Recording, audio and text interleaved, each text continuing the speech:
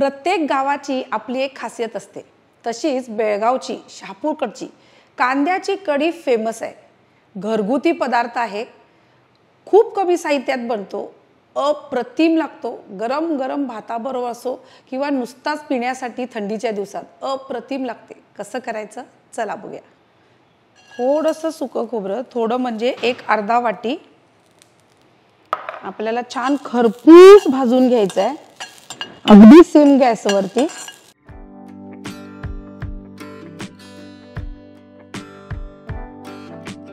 हे असं छान खरपूस भाजलं गेलं पाहिजे। आता हे आपण मिक्सरच्या भांड्यात काढून घेऊया।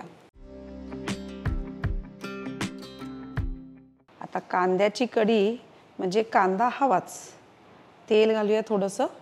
एक मोठा कांदा बारीक चिरून घ्या म्हणजे लवकर भाजला जाईल। ह्याला चांगलं ब्राऊन होईपर्यंत आपल्याला परतून घ्यायचं आहे। आणि हे भाजतानाच ह्याच्यामध्ये आपल्याला घालायचे आहेत एक 4 मिरीचे दाणे। 4 म्हणजे साधारण एवढे। बोलायची भाषा आपली असते की 4 म्हणजे मोजून 4 नव्हे, एक पाव चमचा म्हटलं तरी चालेल।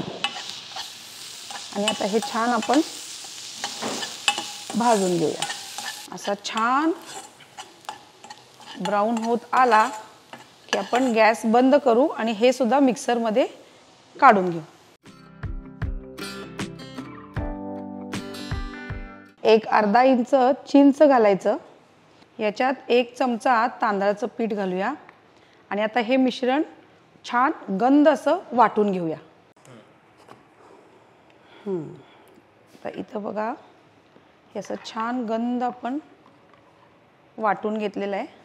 आता ह्याच कढईमध्ये थोडंसं तेल घालून अजून एक कांदा बारीक चिरलेला आपण फ्राय करून घ्यायचा आहे।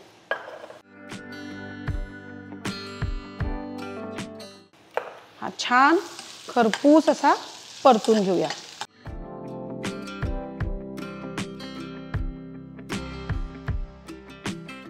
आता कांदा इतका छान असा ब्राउनिश झाला की ह्याच्यामध्ये नारळाचं दूध घ्यायचं आहे, छान घट्टसर असं, एक 2 ते 3 वाटी, आणि ते ह्याच्यात घालायचं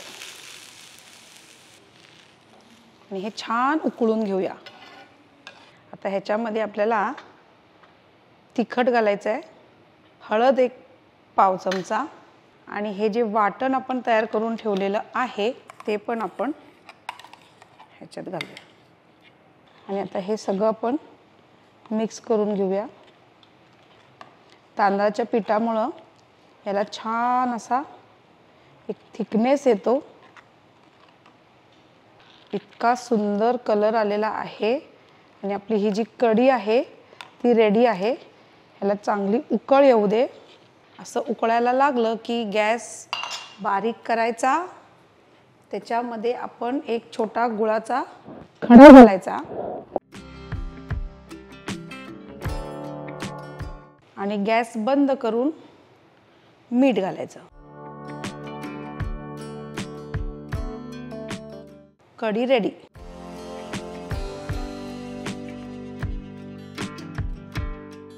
आता इथं बघा किती सुंदर तर्रीसारखी आली आहे, मस्त कलर आलेला आहे आपल्या ह्या कांद्याच्या कढीला।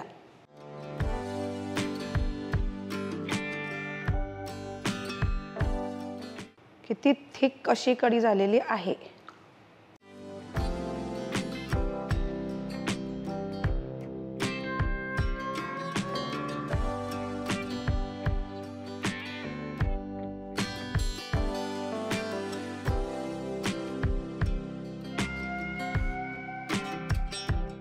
चमचमीत अशी ही कांद्याची आमटी आमच्या शहापूर बेळगावची खासियत आहे।